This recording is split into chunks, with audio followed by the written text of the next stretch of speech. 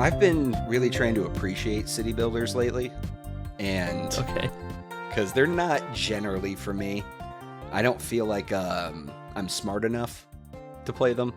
I often feel like I'm missing a little bit of the information that other players have on them, and I don't know if it's just because I didn't grow up in them, so I don't have the language of city builder games Yeah. down. But Surviving Mars looked really interesting, and Okay, so I yeah. picked it up, and it's got some really nice tutorials. But every time a tutorial's over, I feel like I've just played for like a long time. It's like, okay, I just gotta take a break, let my brain like breathe for a sec, process the information. I don't know. I think Surviving Mars is a great one, and not a bad option. I mean, it's less a city builder and more just like a logistics management thing, because it's much more focused on like survival and stuff like that. Mm-hmm. But I like Surviving Mars a lot. Like I've played that one way more than I probably would think I have going back. Yeah. You know, it's also one of those games that's weird in that it is way harder at the beginning than it is toward the end. Like Sure. That's not uncommon with city builders, but like there's like a learning cliff where it goes harder and harder and harder and harder and harder, and then like in the mid game it just poof, it's easy mode. Mm-hmm. After you get past like the incident or whatever you have. So Okay. Well, that's good to know. yeah, no, I mean it's rewarding. I like that one a lot. The Yeah. music's very fun. Yes, it is. I definitely didn't look into it deep enough when I picked it up, because the way they do a lot of the screenshots on the store page is from that all the way zoomed in view, which actually gives you kind of that Google Street View look of everything. Yeah. Mhm. And I was like, oh, so this is kind of going to be like a mix of like top down city building and planning and like organizing. And then you can also go into like a street view with a character and run around like in Satisfactory or one of those games. And no, it's no. It's just a nice camera that can go down to that level, but you can't actually like walk around and manipulate and do things. I was a little bummed, but I was like, you know what? I'm going to give it a shot anyways. Like I was hoping for a hybrid to ease me in to the genre, but I'm enjoying it. That'd be nice. I think that like I've been, you know, not to spoil things too much, but I'm playing a lot of Fallout 4 and going back to sim settlements and stuff like that, and it very much is the opposite, and it's just the first person stuff, and I so often wish I could just get that third person mode, which I mean apparently Starfield has for its base building. We'll see what that looks like. That's But interesting. I also know that it would melt my computer if I ever tried to do that, because Sure. it is like so I don't know if it's the RAM or the CPU intensive, but my computer just cries whenever I try and like, you know, because when you build like in sim settlements, when you build the city, it'll do like this sweeping cinematic shot of like things when you set up like a plan, Mm-hmm. and that thing just like. My computer's not terrible. It's not the nicest thing on earth, but it's not terrible. Sure. You know, I have a 2000 series graphics card. Yeah. It makes it want to cry, and I would like a game that is meant to do that, as opposed to just a mod that someone duct taped onto a game that does This that. just you know? isn't efficient. Good, but No, not absolutely efficient, not. right? Yeah, I mean, it's amazing what they've gotten to run to begin with. Like Sim Settlements is a coding marvel, really. I mean, just trying to get anything stable in Fallout 4 is a feat on its own. Jesus, yeah, even like basic Fallout 4. Yeah, you have to mod the game to make it stable. Yeah. Hey, I remember playing day one or trying to. It was rough going. I got real. I mean, like I always have had like a fast quick save finger just because of like Skyrim and Oblivion, but that really teaches you to use the quick save button. Yeah, a lot. it was a really disappointing day of a lot of like forced closed and trying to reboot and restarting my computer. And my nephew was in town too, so he was excited about it, and we were both just sitting there trying to get it going. And very frustrating day. But it would be cool to have some kind of top-down view like that. I would love to play Fallout 4 with a mod that does like the Dragon Age tactics secondary screen that you could go into. That would be really fun. Use the VAT system that way. Yeah, and like they try and give you like this way of commanding your companion, so if you can tell them to move, and it never really works very well. I always forget I can even do that, and then I never do it anyway. But yeah, you know, like I guess the other thing we probably will talk about later is Baldur's Gate 3 And Yeah. that very much is like the opposite end of the RPG spectrum, and it's very much of the CRPG lineage, the top-down tactical Is viewpoint. it? Yep. And, you know, the hybrid, the child born of both houses that will unite the world, you know, the clans. Like, that hasn't happened yet. It is the chosen one. It's prophesied to come one day. Maybe Peter Molyneux will save us. No. God. Surprised he isn't trying to sell crypto. I'm sure he is. Have you looked into it to see if he hasn't been? I don't want to. Right. My God. Yeah, we can talk a little bit about some Baldur's Gate 3 later. Yeah. I have been also dipping my toes into those waters, so yeah. It's been fun, but I don't know. It's interesting to see how much of like a resurgence those kinds of games, those older school games are having these days. Yeah, well, I mean, part of that's just D&D exploding. You know, like I remember when I was in high school, you know, like I was all about the D&D, and it did not get me put at the popular kids table. Now, were you one of the kids in high school trying to get a game going during lunch in the cafeteria? Because I get it then. No, are you serious? We don't have time for there were some people trying to do that. They were also like pickup games of Magic the Gathering and stuff going on. We play exactly. That's what I was gonna. You stepped on my punchline. Yeah, we played Magic the Gathering, and then we picked on the kids who were trying to play Yu-Gi-Oh at lunch. Fantastic. All right, yeah. Such is the circle of life. Oh God. No, but there was actually. I think it was like middle school graduation. We went to like the lake. Everyone went swimming. Mm-hmm. You know, everyone's in their swimsuits. Mm-hmm. Everyone's their full body, like white and black striped swimsuits for the men that go all the way up and down. Right? I'm not that old. God. No? Okay. All right. Just checking. No. Everyone was very hormonal, but I was like hanging out with my friends playing D&D while it was just like this. Everyone you've ever seen at school is now on the beach in their swimsuits. Yeah. You know, throwing each other around, and I'm like, you know, instead of trying to like enjoy this experience, I'm sitting on a picnic bench by the parking lot with the 4 sweatiest people I could find playing D&D. Fantastic, though. Yeah, that was my pace in high school for most of it. Something switched like late junior year in that, but yeah, middle school through most of high school, I was still that kid, just looking at everyone else having a childhood. Yeah, I don't know. I don't regret it at all. But... No, I was playing my video games. Yeah. Yeah, we're both sick if you hear it in either of ours. Arvid, you sound worse than me now. I actually probably feel better than you. Like, I feel fine. I've just got this frog in my throat. I'm just hot, and I have like a cold, clammy sweat on me at all times right now. Yeah, you passed some disease through Discord to me. Oh, it said, do you want to share files? And you accepted, man. Yeah. What are we even doing there? That's a horrible joke. we have a low bar. Oh, that's fair. So. All right. Well, speaking of low bars, is this a transition for it? I don't know. I guess it depends on how you feel like it. This is a very low energy podcast. Oh boy. Just go with it. Age of Mythology. Yes, Age of Mythology.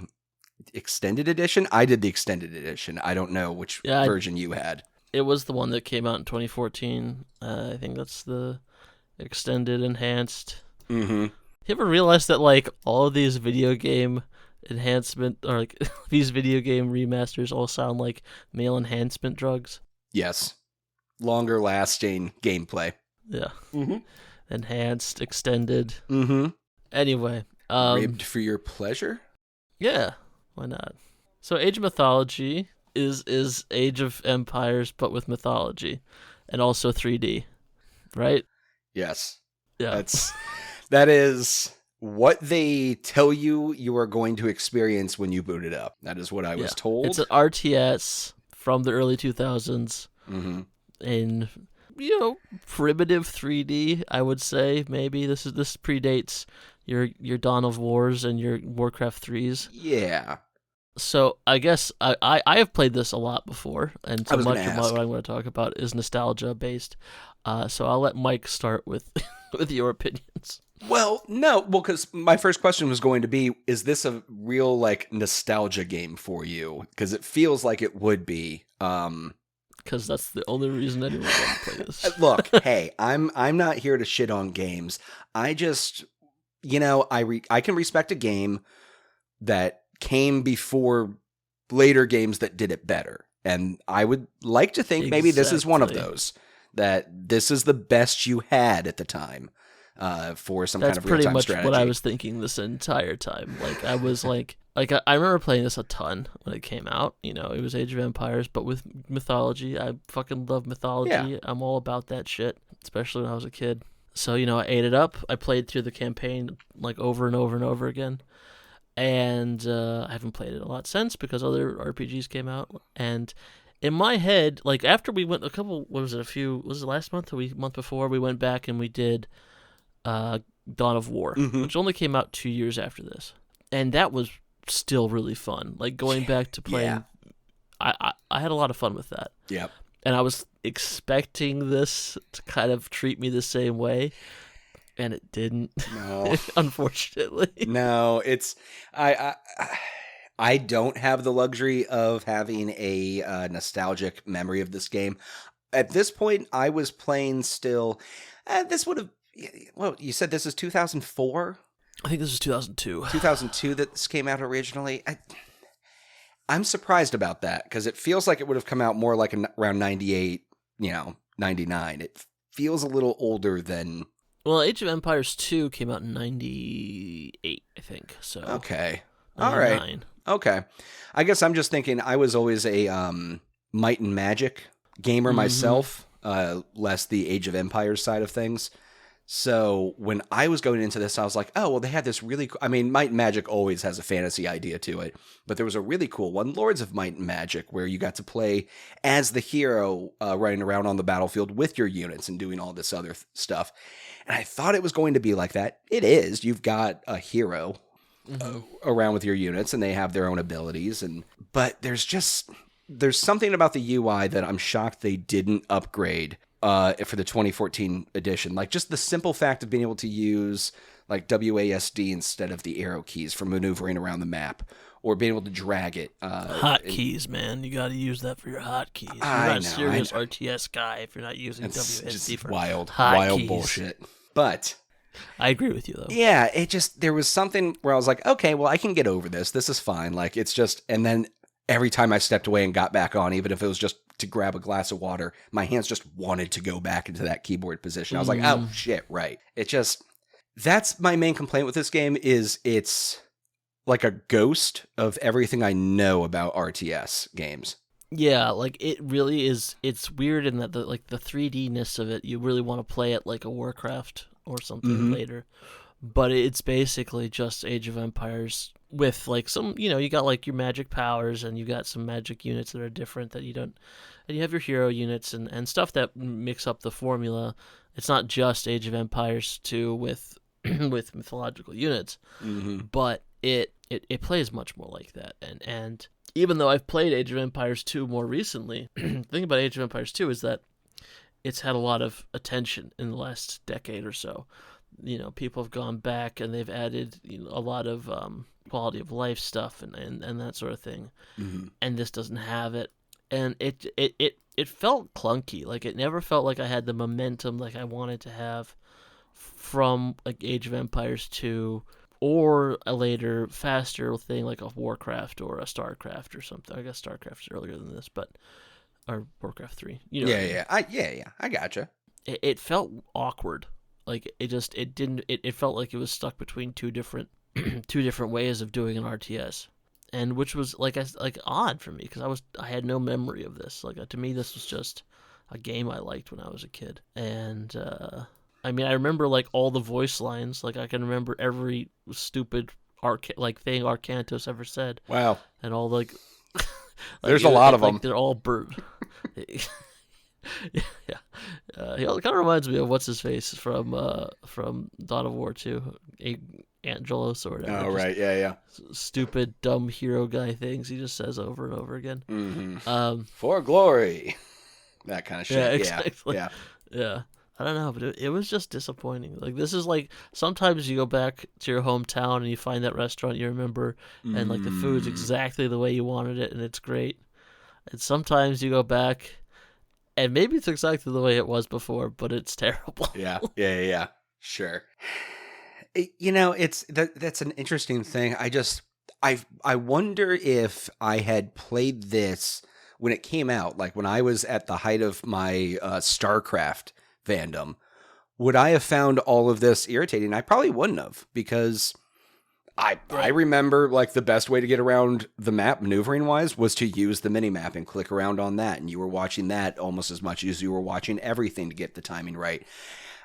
There's something about the flow that's changed since then that just it hasn't translated for this. They should have tweaked it a little bit more coming into it. That being said, though, I'm happy to see like there was a campaign to it. I mean, I don't think that was that common. StarCraft had some, Warcraft did, but I don't know if every RTS coming out back then tried to do like a storyline campaign. So that was fun to see with mythological storylines. Yeah, I mean, like, was it Command and Conquer? You had like those cutscenes, those FMVs. Well, that's true. Great, yeah, but those are a little different. Yeah. But it definitely was. The RTS in this time period was definitely something that was transforming into a multiplayer game, online focused type of thing. And this might just be like, in a way, not on like Anachronox, where it's like that, sitting on that cusp of two different eras of games, where it's like it's not quite in the 90s and it's not quite in the 2000s. It's kind of sitting on the edge there.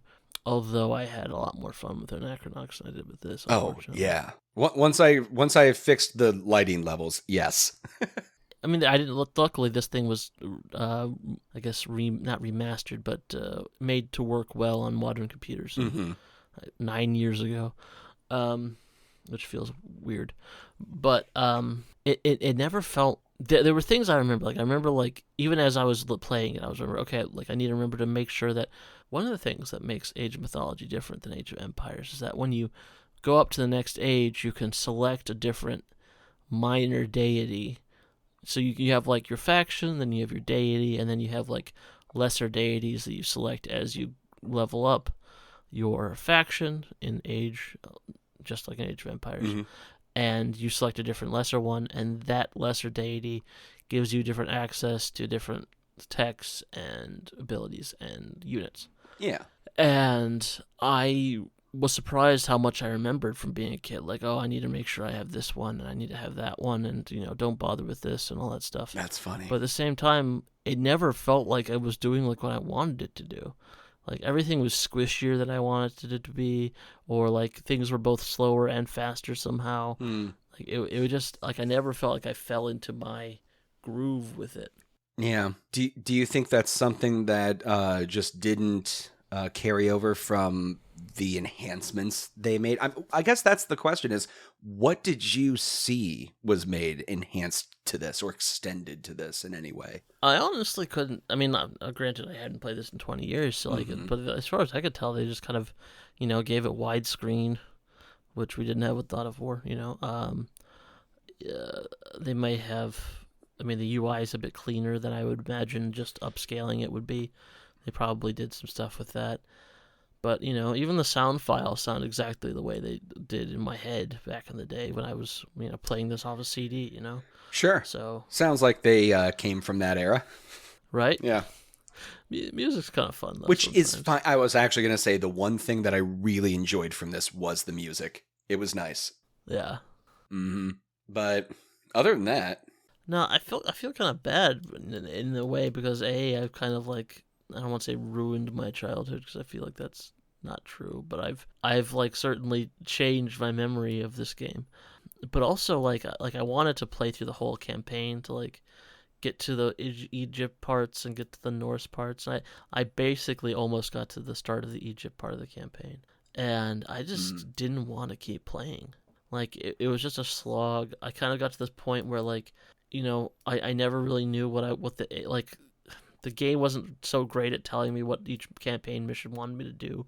So I was just like making tons of one unit and then just pouring it into the other, and then they just all die, and then I do it over again. And maybe that's how it was supposed to be played. I don't know, but it wasn't. That was the most frustrating part for me. Was it felt like I was constantly trying to juggle between controlling these units, sending them off to take care of enemies that were pushing in, or pushing back myself, and just instead of focusing on like building up other areas and like working on upgrades and stuff, it was just like I have to make 10 more units right now. Like I gotta go back, gotta make those units, gotta move over to this side because they're just dropping.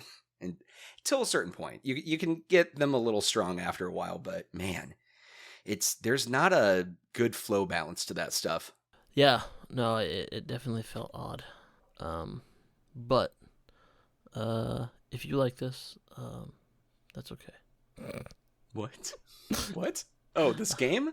I was like, me? No, I was talking to the listener. Oh, wow. Just joking. What is happening right now? Are you okay? I'm tired. I'm very tired. I just saw you just shut down for a sec. I was over here trying to adjust my levels because I was like, why am I peaking so much? And I'm trying to get things down. Oh, man. All right, that's better. Oh, my God. And I just looked over and you were just staring off into the distance. Being like, but, if that's your thing, it's fine. Are you okay? Oh, God. Yeah, I struggled to get through it. I wanted to get through it because I was like, well, Arbiter recommended it. It's on the list. We're going to do it. I'm playing it. As soon as I was done with the main Greek storyline. I was like, okay, this is where I close the game, uninstall it, and I will throw on YouTube and watch the Egyptian storyline go through. That is exactly what I did as well. Yeah. Oh man. Yeah, this is going to be a very special episode. Yeah, we're all at 25 minutes in. We're 25 minutes. We're like, we're fucking done with this game. I don't feel good. You don't feel good. This game was not trash. Again, I don't want to shit on it. I'm sure at the time it was good. Like I said, I have no reference point for that. So all I see is something that has a clunky UI, doesn't have good flow for gameplay for an RTS, and outside of the musical score, the audio is pretty trash too, and gets very repetitive and annoying. So, oh yeah, I don't know, and I know those are issues that all RTS from that era kind of suffered from to a degree, but I don't know. Even Warcraft found ways to make it delightful when you did hear the worker say their line for the 30th time that hour. Yeah, work. Yeah. Just always fun. Yeah. This time, this one, were they? This is going to be a really stupid question. That's not Greek they were talking, right? They were speaking in the game. I think it was ancient Greek. Is it ancient not Greek? modern Greek? Okay. Well, right, true. Or it's some variation of Greek that is closer to what they would have spoken in Bronze Age. I didn't know if it was Greek Simlish kind of. No, I don't know. I mean, the Age of Empires is pretty good about using accurate languages, so I imagine it would be with this. Although I have not speaking Greek, I'm not certain. Sure. I will point out that this is, aside from the order, the campaign to this is actually just an abbreviated version of the last 3 Assassin's Creeds. Interesting. Just saying.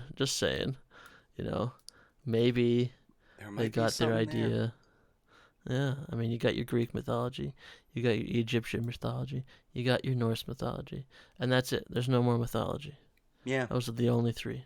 That's it. That's true. No one else ever created anything mythological in their storytelling. Well, there is actually a DLC that does Chinese mythology, I think, but I've never played it. That doesn't sound real. Yeah, probably. Well, that's actually kind of interesting because I want to talk to you a little bit about Assassin's Creed if we can venture away from Age of Mythology for a moment. Yes, let us venture away. Yes, well, we're venturing into the news zone. Is this the news zone? You know, it's not news, but like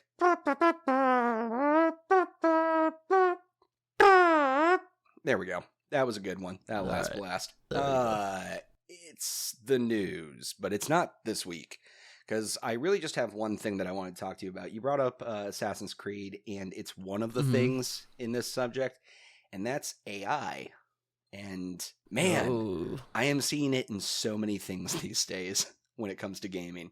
Like, first, obviously you got SAG-AFTRA going on right now, the strike, and AI has become like a big talking point within that. A lot of studios are trying to train AI on how writers create content so they can actually take their voice then and use it for their own, which is really fucked up.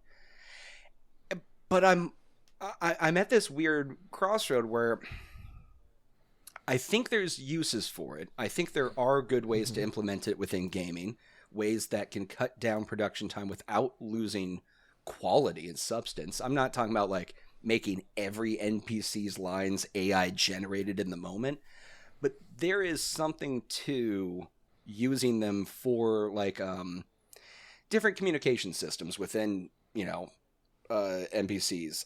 I've always had this idea of like a gossip system in games where you could have an NPC witness something and then they start telling that story to others. And like a game of telephone, what was witnessed distorts as it travels to more and more people.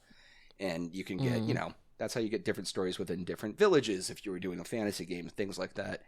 And that's what I'd hope that Assassin's Creed's going to be doing going forward. But I have seen that Ubi is going to be pushing very big for AI-generated side quests and NPC dialogue going forward in their games, which I don't know how I feel about that because I think that's a mistake. I mean, on one hand, I think it's a bad idea in the sense that you will get a worse product because AI is ultimately always derivative of whatever information it has available to it. Which means it's just going to be using and yeah, if you feel like all the side quests in Assassin's Creed already feel like leftover things from like a MMORPG, then that's probably what an AI is going to write. So it probably won't even be noticeable. It'll probably be the same shit. That's actually really sad. I guess that's what the thing is. It's like they're looking at.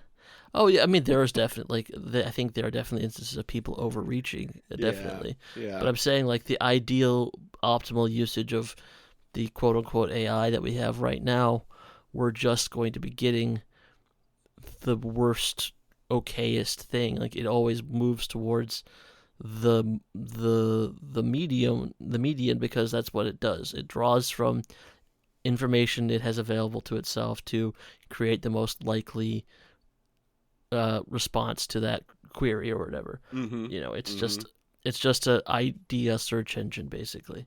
Yep. And so you're always going to end up with bog standard, bland storytelling and writing. So I don't think that I necessarily will notice if there's another big fucking ass Assassin's Creed and half of the side quests are written by an AI. You don't need to pay someone to write like, go kill 5 boars and bring me their hides.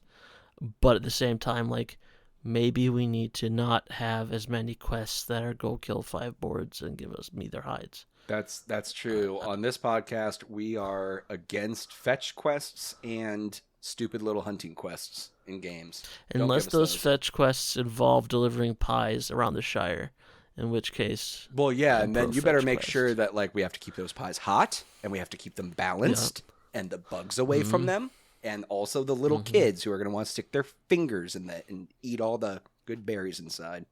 And you got to give me the Shire music, And the Shire music, integral. yes, of course. And a lot of pipe smoking. Man, I just now want to play like a Shire Stardew Valley. But I know, right? Hey, maybe after they do that Mines of Moria city builder, they'll do Stardew or a Shire one. Oh, that'd be really nice. Well, now you've just got me sidetracked on that. Well, but to that point, that's kind of where I've been thinking about this a lot lately, and then I kept seeing more and more. So it was Assassin's Creed was doing it. More gaming studios have been jumping onto the idea and looking for AI content creators of their own. And now D&D has gotten a little bit of trouble with their new manual book coming out, the Bigby's Guide to Giants or whatever it is, Path of Giants or whatever.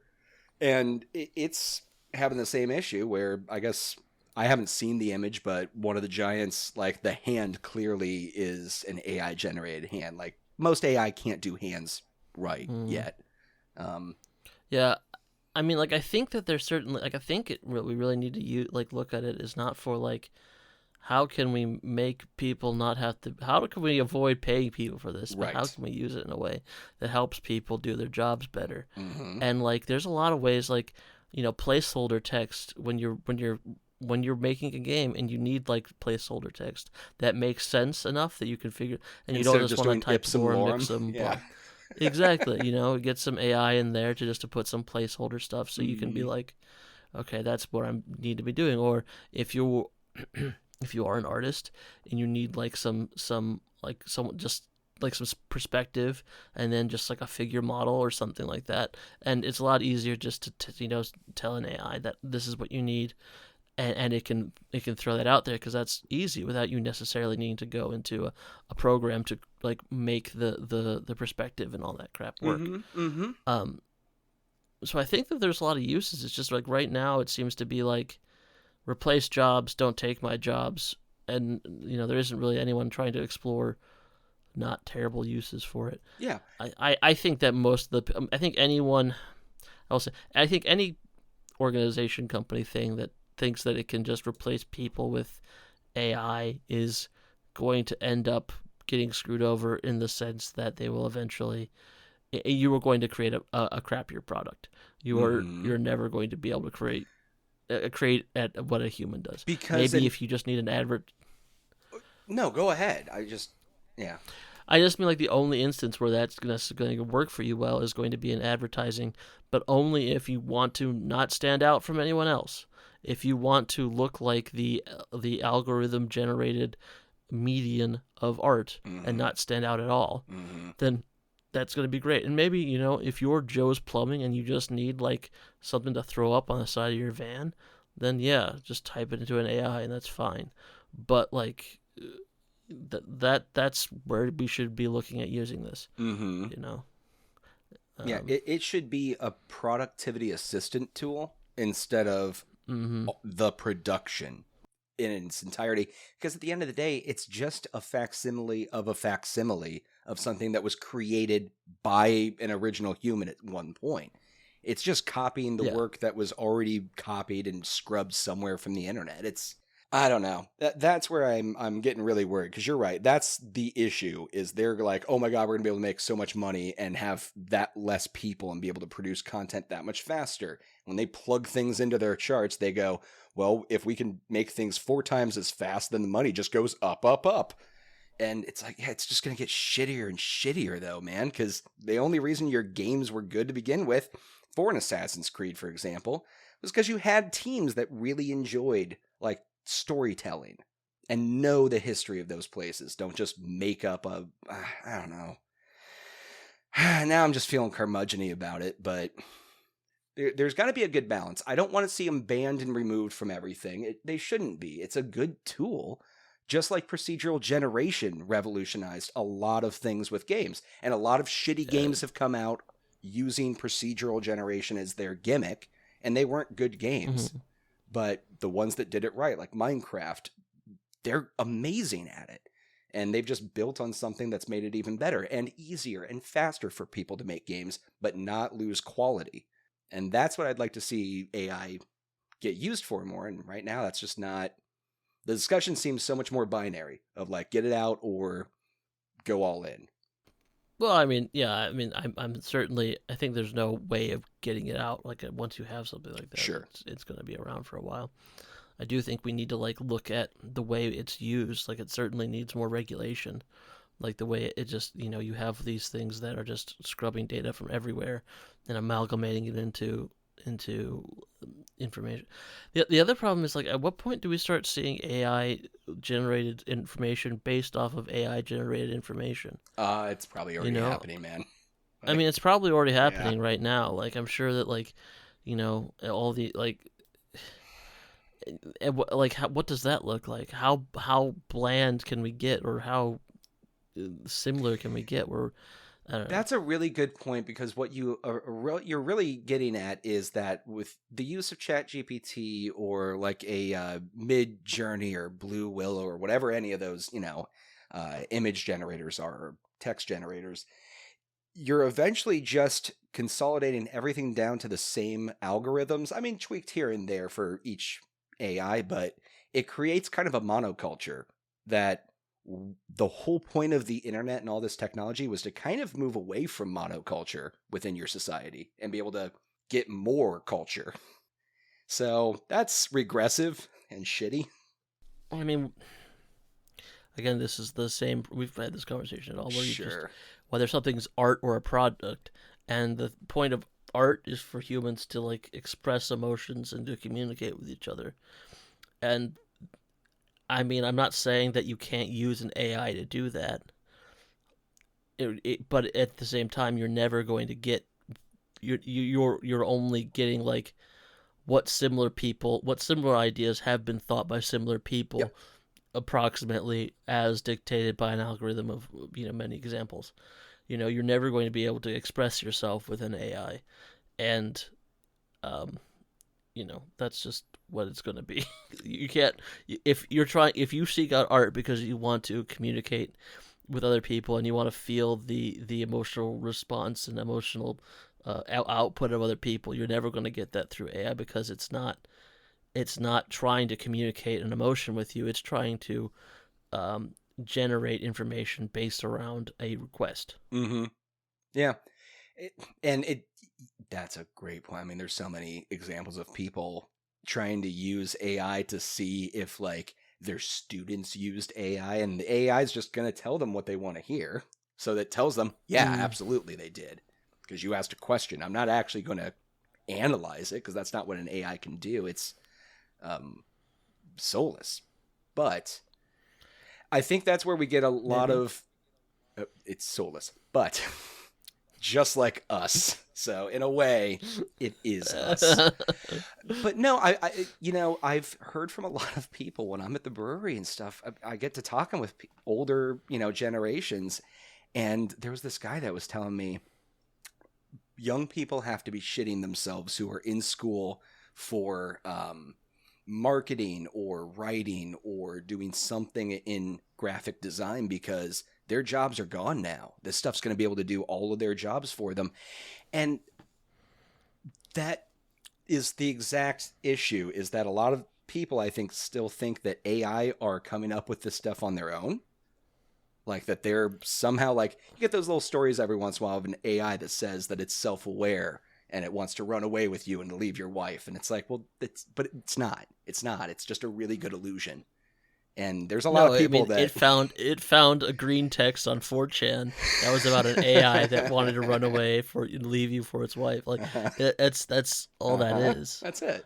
I mean, and I think there are going to be a lot of people who lose their jobs because of AI and marketing crap, and people jumping on this thing because it's just like any other fad technology thing. Anytime people are going automations come, like, forward in advancement, people lose jobs, but more jobs are made.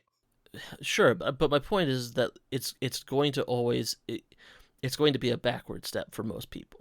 Most people trying to sell a product, this is not going to be a good solution in the long term. Yeah. Unless your goal is mediocrity. Yep. It is regressive. If that is your I mean, if the most okayest option is what you're aiming for, then this is going to be fine. But if you want to stand out from anyone else, then that's the other thing, is at what point do we have different AIs who end up becoming proprietary algorithms? Because advertising companies need to, like, I think also the other thing about AI right now is it's very free and open and available to a lot of people. And as it becomes something that people think they can make money on, it's going to become a lot less available to people. Um, Well, you're seeing that to a degree already. There's I don't want to, disclaimers. We are not a news podcast. This is all for entertainment purposes only. But there's been reports of news networks, corporations starting to get AI and taking their old articles and running them through them to train them on generating content for it. Um, it probably wasn't BuzzFeed, but one of those has already started to dabble with a little bit of AI generated article content to begin with. Then, what was it, last week? There was a issue in like a Kentucky district where the school buses weren't dropping kids off sometimes until like 10 o'clock at night because they used an AI company's like logistics software to route their buses and just fucked them over completely. They just decided to trust it and use it, and it didn't work. Yeah. UPS is like offering to step in and help them out with the routing to get it fixed, but it's just a nightmare. And that's what I'm talking Well, about. I It's mean, like so many people don't understand what this is because we're using the term AI, and I don't even think that's the right term to call this. no. I mean, it's a very smart search engine, I guess. Mhm. But and the other thing is, it's like we're at this point where we're very trusting of this stuff, and I don't mean like trusting in like AI is going to turn around and take over humanity, robots, blah blah blah. I don't care about that. I just mean like 30, 40, 50 years ago, the computer gave you a printout. You double check the computer, you triple check the computer, and then you went forward with that, Like you didn't just say, "Oh, okay, I typed that in, the computer says it's true, therefore moving on." You Mhm. know, there is so little interest in like quality assurance in anything. But like especially with this kind of AI generated information where, you know, what Google says must be true. I'm not to sound like an old man, but you know, you, you can verify things on Google. Google gives you several options. It gives you pages and pages of options that Mhm. you can, Mhm. it doesn't just say this is the fact. It gives you these are things that say this. But with an AI, you are getting a statement of fact, Yes. and that isn't necessarily true. Yep. It's yeah, it's all getting messy. But no, I'm sure we'll course correct before things get bad, as we always do. No, well, yeah. I mean, it's this is late stage capitalism in the West. It'll Oh yeah. get worse before anyone decides to try and change anything about it. But whatever. I feel bad for all those, Yay. like you say, marketing artists and writers and stuff like that. They're the ones who are probably going to feel this first, and probably already are. They are, and So that's going to be the wildest part is that this isn't actually going to be a good replacement for them. It's like during no, the pandemic when they laid off all the pilots because they were like, well, yeah, you're like 5-10 years before retirement. We're just going to buy you out on your retirement now because we don't need so many pilots. mm, And then as soon as the pandemic lockdown were over, they were like, we don't have enough pilots. It's like, yeah, guys, yeah, because just fuck people. We are never going to get into a position where people are just out of the equation unless we want to seriously re-examine how we run economies to begin with, like why they exist and like who they work for. It just, anyways. yeah. I would like to be the advertising company in 10 years that never got on the AI bandwagon and is just rolling in bank from the one Super Bowl commercial they made that wasn't just bland horse trash, Where everyone because has they had seven a fingers and an extra well, yeah, one. it's just yeah, exactly. It's not just like a collection of famous people saying like milk toast SNL sketches and then uh, like at the end of it they say the brand name or whatever. There's like some person who comes up with a unique idea and then you know that's the company I want to be on. yeah, So yeah, man. Well, anyway, moving on. Um, I have a hastily prepared quiz for you if we don't have any more news. oh, I have no more news, but I do have a bladder that would like to be emptied. So perhaps. Okay, we can play some interstitial break music.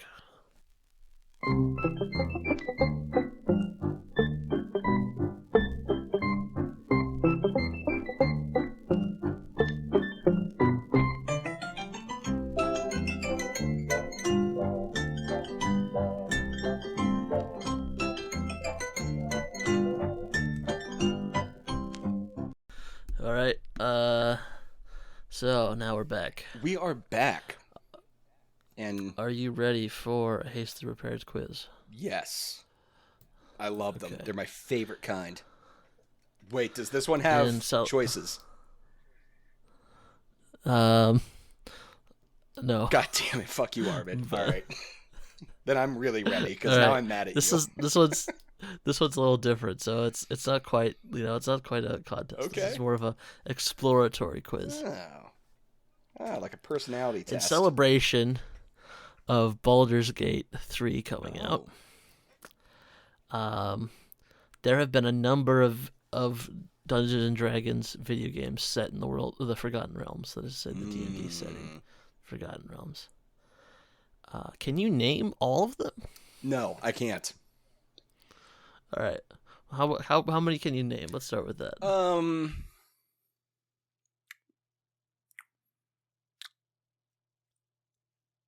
Probably 5. Okay. How about you give me those names? Okay, that would be Baldur's Gate 1. Okay. Baldur's Gate 2. Baldur's Gate 3. Mm-hmm. Then we've got the Neverwinter Nights. 1 and 2. Right. I think that's it. Because what is it? Which ones also takes place in Baldur's Gate of the Neverwinter Night games? Which actually, I think there's now a remake one, so maybe there's 3 Neverwinter Nights. No, there's just 2 as far as I'm aware. Okay. At least on my list, I've only got 2. Oh, and then there was that weird, there was the MMO.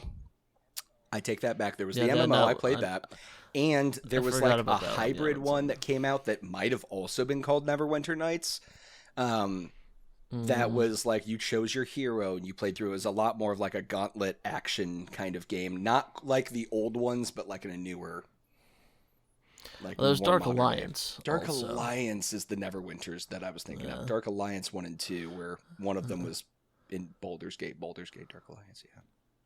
And the other 2 series you have are Icewind Dale. That's with the Drizzt, right? He might be in that one.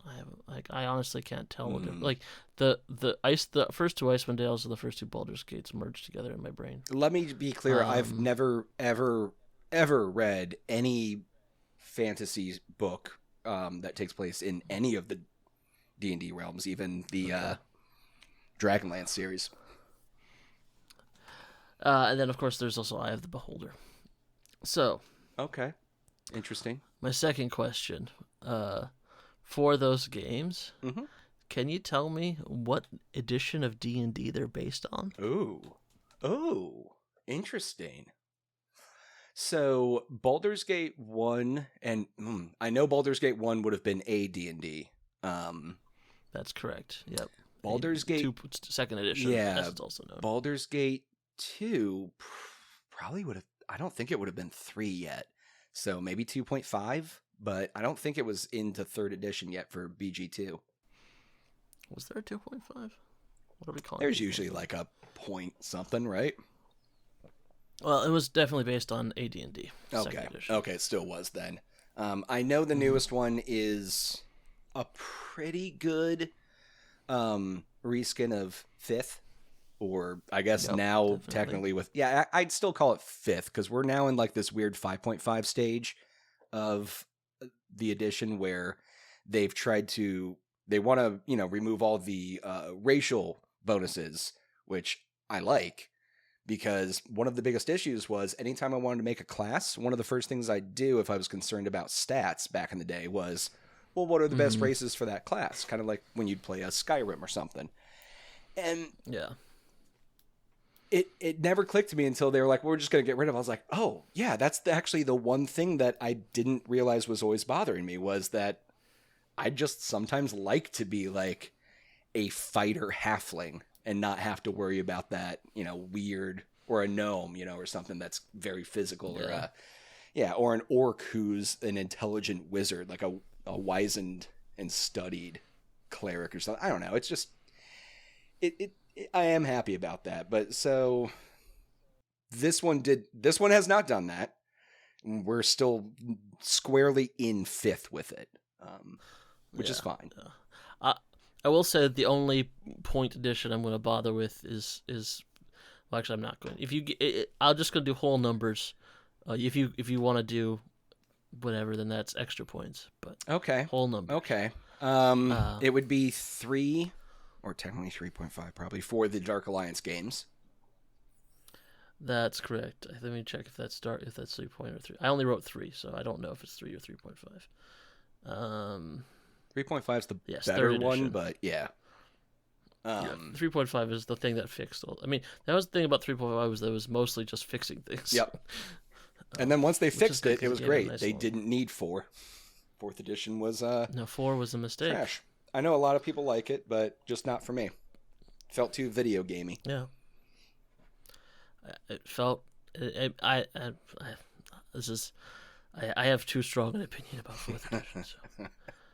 I will make a point of saying that once 4th edition came out, I didn't play D&D until 5th edition came out. Once I was familiar with 3.5, and then once 4th came out, I think I tried one game with some people. I didn't really like it, and then I went fully into our buddy's homebrew game, and just played that for years and years, which we've now transitioned into 5th edition, which is very fun. But yeah, it's I think that's I don't know about the Eye of the Beholder game. I've never heard of that or played it.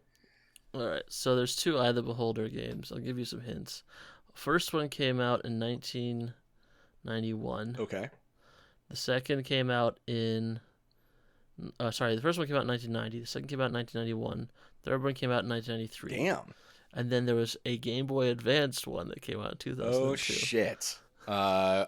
For it being on Game Boy Advance, well, you know what? Advance is actually pretty powerful of a little handheld system for its time. Mm-hmm. I was gonna say I don't know if it's any edition if it's for Game Boy Advance too, but no, I'd say that still would have been squarely within like AD&D. I don't think they would have moved into 3 yet. They did. Really? Wow. Yeah. So that was 3rd edition, and then obviously the 90s ones are probably AD&D. I don't know. I'm not gonna make you say that. Right. But what about Icewind Dale? Right. The Dro Ertst. I don't know. It's a lot of ZTs and like I rows. don't know that. I don't know that Drizzt is in this one. And he's got the 2 scimitars that have like names to them that like Yeah. my friends always knew the names of, and they're like, yeah, they've got names and they're cool, and it's like Snow Piercer, and that's a movie. No, No, it wouldn't surprise me if that was the name. He has the statue of a panther that turns into a panther or something like that. right. It reminds me a lot of like Well, that's an the actual Phantom, magical, item, like but yeah, old timey like comic book strip kind of comics. yeah. But anyway, what edition of D&D did Icewind Dale 1 and 2 Well, use? if he had an item that would turn from a stone little panther into a big one, I think I'm pretty sure those existed in 3rd edition as figurines of wonder, I believe is what they're called. So I'm Interesting. gonna say 3rd. Drop my pen. You are correct in that Icewind Dale 2 was in 3rd edition, but Icewind Dale 1 was 2nd edition. Ah, interesting. Despite the fact that Icewind Dale 2 came out only 2 years after Icewind Dale 1. I'd love to. I've always wanted to play a game of AD&D. I've heard how brutal it is, but I've never actually gotten to play one in real life. I think it would be a lot of fun. No, when I was in high school, I was really into D&D, and one of my friends, we were playing 3.5, I think, at that point. My friends brought in some of his dad's old, like, early AD&D books. Nice. And he was trying to show me this thing because we had trouble with, like, there was, like, a poison gas mechanic, and we were like, how would it fill a room, blah, blah, blah. And he found that in this AD&D rule book, it had, like, an actual, like, algorithm, like this giant formula that you could enter to like determine how fast the room would fill with gas, and like dependent on like I looked at it once, I'm like, we can't use that. Yeah, we're not using that. No. But it was like it looked like homework, and I was like, no, we're not doing that. It's one of those I've heard where they're like, yep, you start the game with like 3 or 4 characters for everyone. You each like pick one of them, you all go in, and then like every 15, 20 minutes, you're going to cycle through those characters because they're all going to die unless someone's got like a giant pole that they can poke things with as you walk through. It's like, well, I don't know. Yeah. It sounds like fun for a good afternoon. If you don't care about trying to That do was like a also, long like, campaign. before people had invented nice GMs. Mm-hmm. That's true. All of my stuff until our friend group really started all playing together was DMs that believed that they were playing against the players. That they're actually the one playing and the players are the antagonists. It's like, oh, that's... Oof. Had a character with just a permanent mark of the lower shaft of a god's because the DM just wanted to slap him with it because I mouthed off. And that was fun. Yeah, I'm going to bleep that. Yeah, it's fine. It's fine. I said a god's I didn't say which. Possibilities. All right. So last on the list, the Neverwinter Nights series. Yes. What edition of D&D did they Those adhere to? felt very good as a video game, so they would have to be like squarely in 3.5 at that point. So 3rd edition. Yeah, so the first one was 3rd edition. The second one is the only one I can find that was definitely 3.5. Okay. I think that's the one I played the most was Dark Alliance 2. I think you start in like a tavern, you gotta clear out the rats. Dark Alliance. Cellar. No. Neverwinter Nights. Oh, if not. Why am I switching these? That's different. Why am I always switching they're not the these? same thing. They're not the same thing. No. But that Dark Alliance 1, definitely, you started off in a tavern and you fought rats. Okay. But I also would not be surprised if it's not the only D&D Or that's kind of starts off. In a tavern and fights rats. Yeah, that's pretty standard. I think Kingdom of Loathing, that's one of the first quests you can do in that game. Yeah. Yeah. Now Neverwinter Nights 2 released Neverwinter Nights. So what are these? I don't know what Neverwinter Nights games are, I guess. I thought I did, but They're all, aside from the Dark Alliance games, they're all pretty much top-down CRPGs using D&D stats and rules. Okay. So they're all in, most of them are in, I think Neverwinter Nights is in the same engine as Baldur's Gate 2 maybe, but by and large, I honestly had some trouble telling them apart. I mean, Neverwinter Nights, I remember being in 3D, or at least the character models were, as opposed to that kind of pixelated sprite things that you would get. I mean, I played the shit out of Neverwinter Nights 1. That was also the first game I ever, well, not the first game I ever modded. First game I ever modded and shared my mods with people. The first time I ever logged into a server to play with other people. Nice. It was one of those. It was like one of the first games I played that I was like, oh, this is fun, but it's much more fun to mess with. Yeah. And I can get I played that a lot. The first game I ever modded technically was Civilization 2. When I realized I could go and find the sprite sheets and edit the sprite sheets. Nice. So I was like editing them so they'd say like "fuck you." Yeah. On like the paratroopers. I did a lot of that. I Very... redid Diablo 2 to be characters from the Wheel of Time series, so I could kind of like play my own Wheel of Time game. Because the closest one I had at the time was also a Wheel of Time MUD that I played. Oh wow. Yeah. Yep. And then Half-Life. I modded a lot. Did your parents know you were playing MUDs? Absolutely not. Absolutely not. They didn't even know half the time when I was online. They thought I was on the Encarta.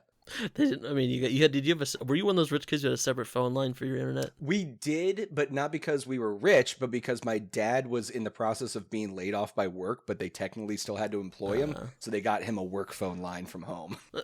Nice. So we had 2 lines. So yeah, that was nice. A lot of memories of him like just desperately wanting to work somewhere, but like his contract hadn't expired, and anytime his work phone would ring, I'd just see him sprinting down a hall in a robe. So good. And now he works for those people again, I'm pretty sure. I think that was the same people. All right. So shall we move on to the last section of this podcast? What Unless you is a section? what? I don't know. I'm in a weird mood today. Sure. It's the thing that comes after the last section. All right. So, what have you been playing this week? Mike? Not really anything. I've just been trying to do some me time and some introspection. Introspection, I think, is what people call it. Some equanimity. No, I've been playing a shitload of Baldur's Gate 3 with buddies. To my own detriment, because I kept being like, I felt horrible today. I feel horrible. And then it would be like 8 o'clock at night and be like, well, I'm going to play for a few hours with people now that they're free. And then I'd go to bed at midnight and then I'd wake up feeling even worse. And just, so last couple days I've taken a nice break from all that and just been resting and relaxing, and it's helping. But man, it was hard to not just plunge into this. I can't believe, I just read today an announcement. I think it's 368 people, they said, beat Baldur's Gate 3 in the first weekend, which, why would you do that? Why? And I guess if you're a content creator for YouTube, you're trying to get them out as fast as you can for people to binge. But other than that, why would you ruin the game for yourself like that? There is so much to do in this. I don't think I could absorb all of that information in just one weekend's gameplay. I mean, my one thought is that, and this is because it is a D&D game, and that's why I'm thinking about it this way. There are people for whom D&D is just numbers. And all that story and all that setting and all that stuff is just getting in the way. Yeah. And all they're just viewing is just numbers and stuff. So, I could see someone like that who's just like, let's just beat this game and see what works, and then I'll beat it again and see what works until I have like the best set of items and whatever to make the best out of this. Yeah. Which is a valid way of playing games. The point of playing a game is to enjoy it, or to at least have some kind of like response to it, right? Usually positive, but yeah. So that's fair. That's why the Adventurers League exists. If people just want to play D&D as a battle simulator, they can go do that. Mm-hmm.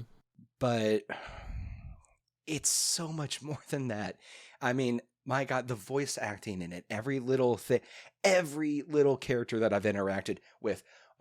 Our buddy Nick that I'm playing with is playing a druid, and he can just talk to animals. They all have dialogue.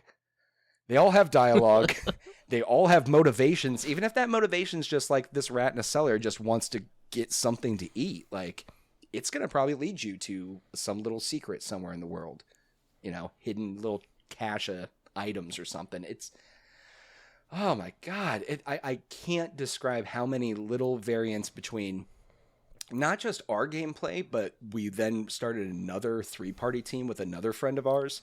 And as we've been playing through the game with him, things are happening differently with that. And we don't know what decisions we've made that could have changed, but like, we'll approach someone, we're like, yeah, we know how this cutscene's going to play out. And it doesn't play out that way. And it's, so I don't know if it's rolling in the background for things as well, like hidden from us about how things could play out. But man, I'm having so much fun with it. It's going to be one of those games that's going to have to take up hard drive space for a long time, because I can't get rid of it until I've experienced it all. I mean, shit, I haven't even finished all of Divinity 2. I'm bad at those because they get so big. We've been playing, I don't know, we've probably put in maybe 20 hours together on it, and we're not even out of Act 1. We're not even out of the early access content that everyone had available to them. Like, it is just so much.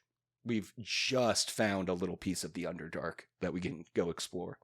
I am very excited to play it. It sounds. Yeah, I don't. Want everything I look at. I mean, no. I mean that's why. I mean, that's a big reason why I didn't play the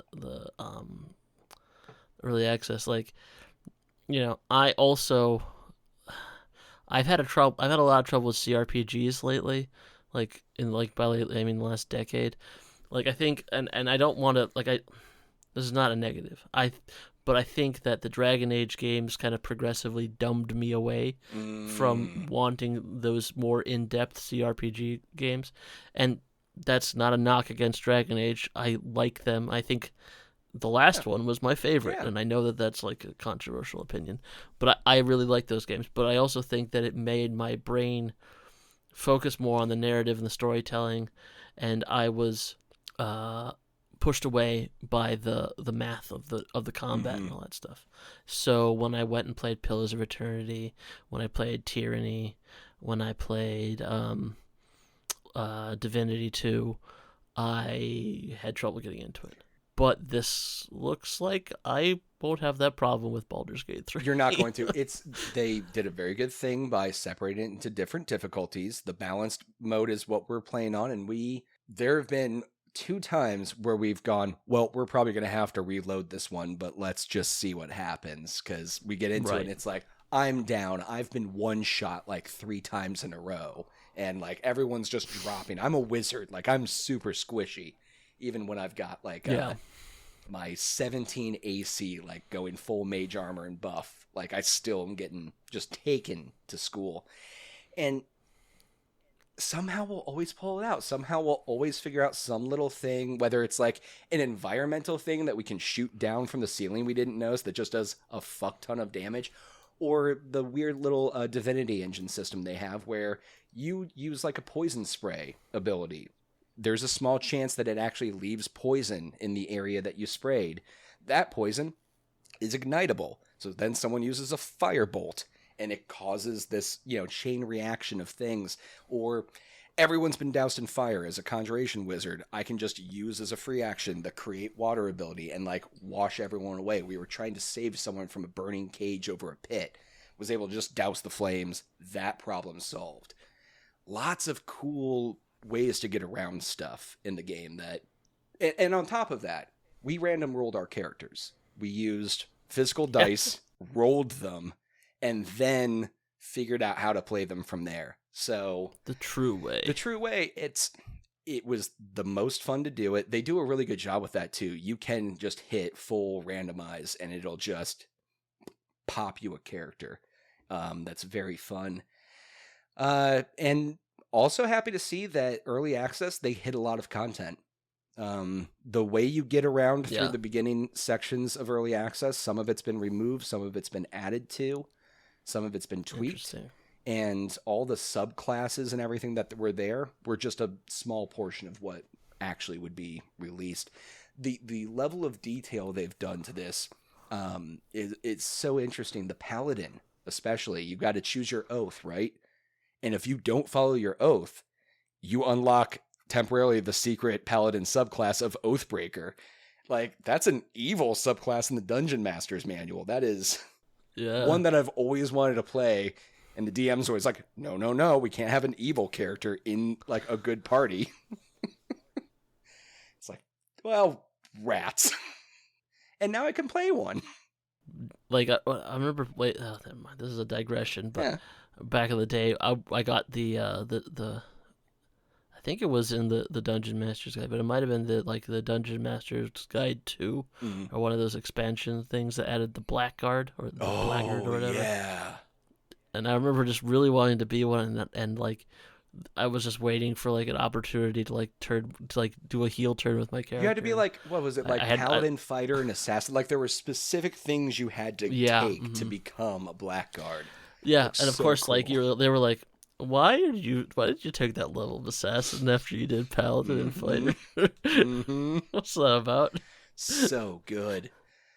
But yeah, you can finally do that in this. And the only thing I have issue with, and I hope someone mods it, because I'm sure the mod community is already going, well, not the only thing, but one of the things I have issue with that I hope the mod community fixes is the social penis sizes. There is a little bit of that. I feel like they're not fully representative of what all of us are, and maybe that is going to create some different expectations for people down the line, but whatever. That's I've got a paper that I will be posting soon about my thoughts on the penises in the game. But it's the social combat where you can't actually choose different options from each other in a conversation. Whoever starts the conversation, it'll show your character like in the text, but it's their character leading the conversation. And you can vote by clicking on things, but once they choose something, that's what happens.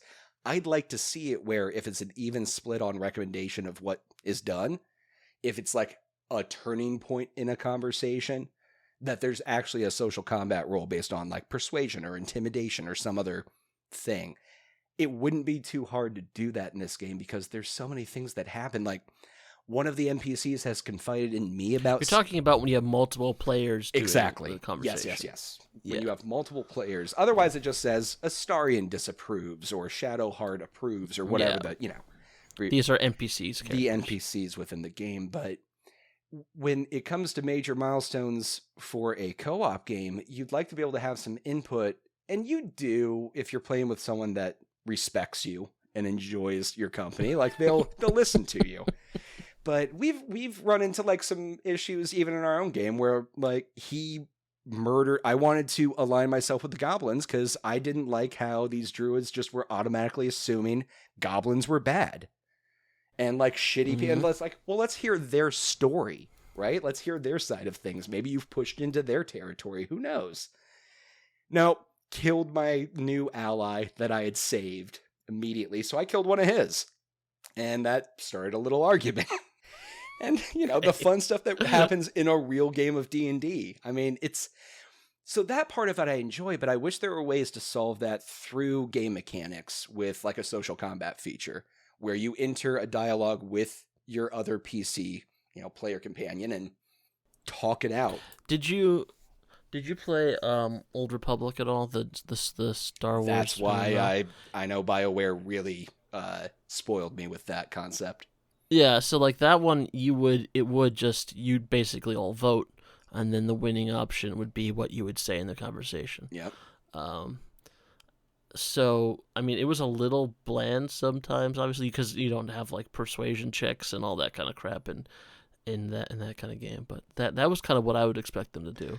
Yeah, I thought they would have figured that one out by now, especially since, like I was getting ready to say, they have found so many other ways to make each player, if you're playing cooperative with others, feel involved in the story.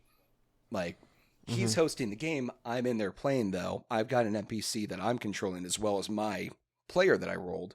And the NPC, since I've been spending a lot of time with them, decides to confide in me about a secret from their past, right?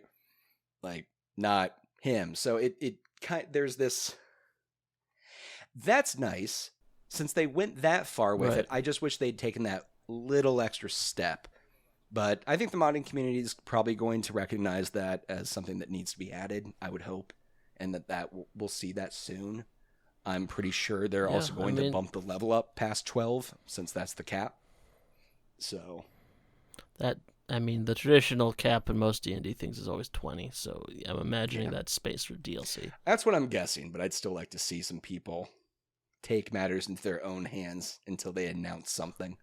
I know they've said, I remember reading an article saying, we have no DLC that we are working on at this time, and I'm like, all right, so did Assassin's Creed for Mirage, but like, really? You're not going to put out anything? Well, it's because anything? Assassin's Creed Mirage is DLC. Well, that's fair. It is big. It's just big bloated DLC. I guess once you've created that much, anything else you put out, you're just pulling resources from everything else. No, I mean seriously, it was going to be a side quest DLC pack for Valhalla. I didn't know. Wait, for Valhalla? Yes, because that character, Basim, is a character in Valhalla. Uh-huh. So this was just going to be like a side story that was going to be DLC, and then I would have thought they'd do it for Origins. Yeah. No, well, I mean, Origins is much older, so it'd be like 1,000 years in the past. Oh, I don't know when Mirage takes place, but, well, I guess around Mirage is set in 800 AD, I want to say. Okay. So, like, this is speculative. I have no information that this is the case, but my thinking is that they realized that the next big Assassin's Creed thing is going to take more work and time and stuff than they had already planned. So instead of trying to, because they have to have a game a year, or at least big DLC a year. So instead of trying to push out another big Assassin's Creed, they're going to use this Mirage as buffer time to get the next big hoo-ha Assassin's Creed pushed out. But that is not something I have any information to Right. back that up. That's just me speculating. But anyway, why am I talking about this again? Why are we always talking about Assassin's Creed on this goddamn podcast? Good question. What have you played this week? What have I played? Well, I've been playing the as I mentioned last week, the third and final chapter to the mod Sim Settlements 2 for Fallout 4. Mm-hmm. And it's been a lot of fun. I'm having a great time going back to the Fallout universe. Mm-hmm. Yeah, I don't know why I have such a relationship with Fallout 4, but I really like it. You know, I like settlements. I like going around and building them all and making sure I got the right leader and making sure they all got water, and they added like, you know, the last chapter of Sim Settlements added like hospitals and sanitation you had to take care of, and you know, it's just nice to like go into a settlement and then like, what do you guys need? It's like, oh, you guys are out of this, and like, oh, I better make sure I train you guys to be better at endurance because I need you guys to make more scrap and stuff like that. So, man, that actually sounds like fun. Oh man, it is fun. Well, because I was just thinking, but of course, no, go ahead. No, but of course it is Fallout 4, and this is a mod that's very big with a long story that's been worked on by a lot of people, and it's an impressive feat of engineering, really. But it is also buggy, and by buggy I mean not so buggy as most things in Fallout 4, but also buggy enough that I spend half my time in the console fixing things and looking at what I need to do and trying to figure out why that character didn't show up and all that jazz. So I think if you in order to like a lot of Fallout 4 stuff, you have to like fixing things in Fallout 4. It's like owning an Italian sports car. You have to enjoy fixing the car as much as you enjoy driving. Or a 96 Grand Cherokee, which will be back on the market here soon. So if people want to buy it, please do. Please help. That would be. Please help. Please help get this the fuck out of my driveway. I will take any offer at this point.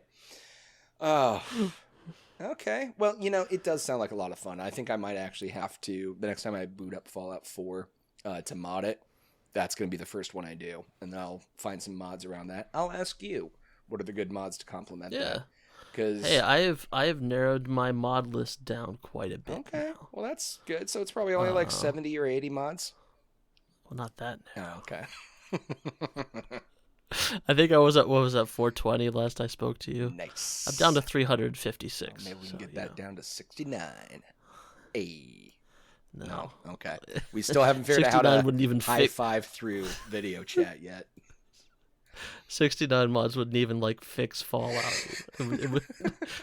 Yeah, that's fair. Oh man.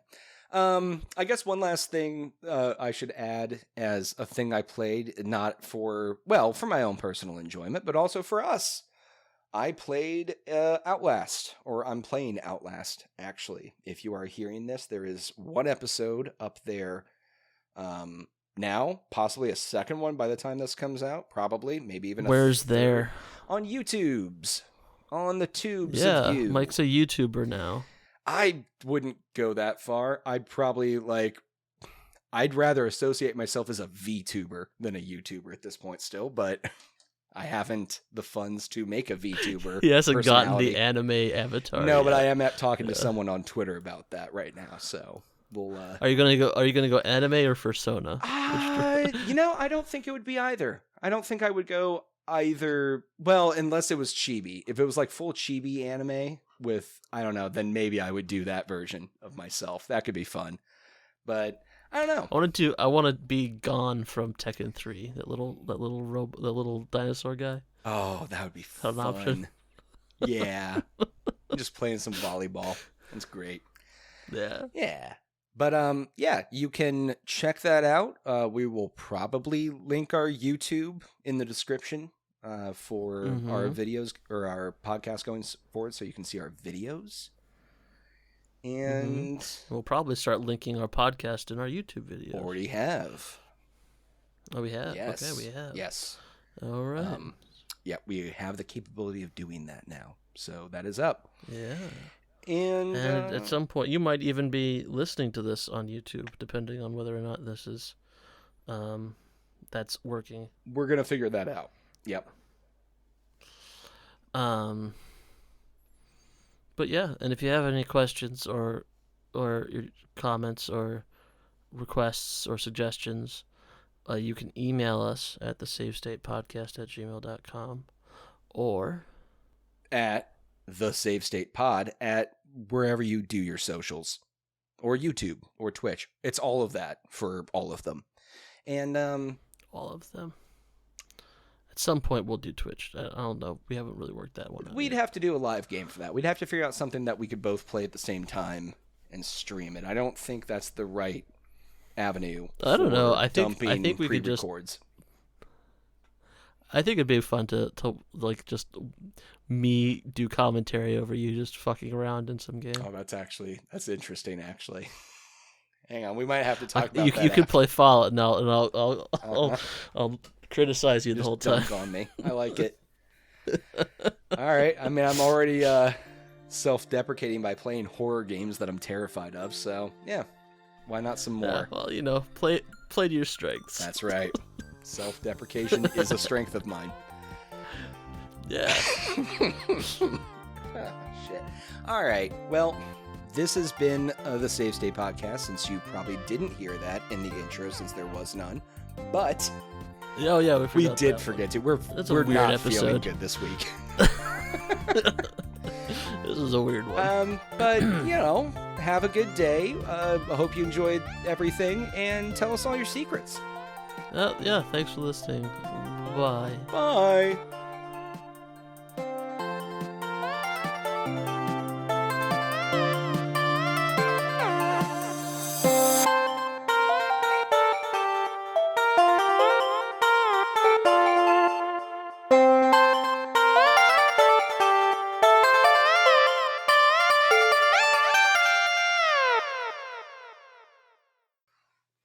Oh, I'm back before Arvid. All right. Get things in order. I am so beautiful to me. Can't you see? I am everything I hope for, and I'm everything I need. I am so beautiful to me. Oh, it's taking a while. Oh, this wine is awful. Ugh.